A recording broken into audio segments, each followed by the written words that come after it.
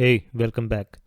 In this video, we will see how you can configure your qBittorrent and have the optimal settings as recommended by Trash Guides. We have the Trash Guides page open and I will leave a link in the description as well so that you can also see it. On the left hand side, we have 5 different pages for configuring qBittorrent. It is basic setup, paths, how to add categories, port forwarding and tips. We will go through them in order starting with the basic setup.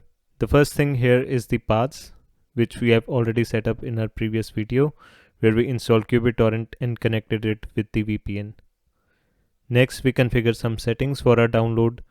For this, go to Tools, Options and Downloads in your qBittorrent client. So the first setting that we do is for the torrent content layout and we keep it to original. Then we don't change anything from here. And we select delete torrent files afterwards and pre-allocate disk space. We will quickly check our selected options with the guides. Seem good. And now we go to saving management. For the torrent management mode, we keep it to automatic. And we also change these two settings so that if you change paths in the future, the reallocations are automatic. There are no more settings to change in the download section. Let's go to the connection tab and see what the trash guide says about this. When going through the trash guides, we can see that number 3rd and 4th checkboxes should be disabled for security purposes. These are disabled by default, so we don't have to care for it. There is no recommended setting for connection limit, and using a proxy server is not recommended. So the only thing that we have to change here is the peer connection protocol to TCP. And we can leave all the other settings as it is. So we can go to the next tab for speed settings. Over in the trash guides, we can see global rate limit, which I keep unlimited as default. The recommendation is to set it to 70 to 80% of your maximum download and upload speed. Then the alternate rate limit you can set if you want to have higher speed at night compared to day. Do not interfere with your internet, for example. This is a personal preference. Finally, we have rate limit settings, which we also keep as default since it satisfies the guide. So in the end, we don't change anything in the speed section. And then we come to the next section, which is BitTorrent. It has 3 settings for privacy and all of them are at their correct position by default, so you don't have to change anything there.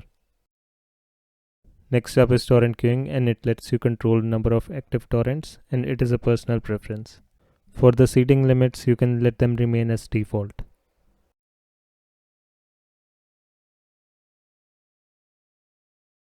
You can see these are my settings for BitTorrent section and I've let them remain as default for now. Scrolling to the next option of web UI, we see that there are 2 options. One is to bypass authentication for clients on localhost. This we will enable. And the second is to bypass authentication for clients in whitelisted IP subnets. This we will not do for now because we don't have any IP subnets that we want to whitelist. So we can keep the second option as it is. For security, there is a recommendation to disable these options because it can result in some issues, but for now I don't see any issues, so I keep them enabled. Going over in the web UI options, you can see that I just enable the bypass authentication for clients on localhost option, and everything else I keep as it is.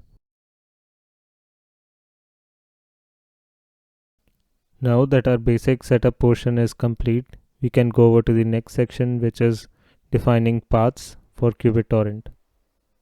And here I see there can be a confusion when you read the guides. You can set it to /data/torrents because it is mentioned a lot in the guides.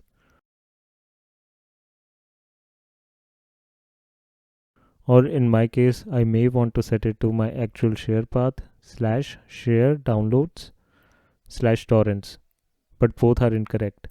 You can check in the Unraid that /downloads volume of qBittorrent maps to my actual share. So I just need to enter /downloads. Next is how to add categories. And this is pretty simple. We just need to make as many categories as the base folders that we had in the qBittorrent folder inside the share that we created in the beginning.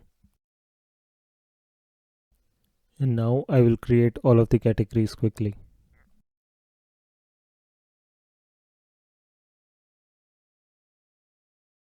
For the next section, I don't have currently port forwarding on, but if you want to do it, you can do it via this page. And lastly, in the tips section, we have some useful tips such as some mover scripts that you can find useful in your workflows. I will not go into detail for this section, but if you want, you feel free to check out this page.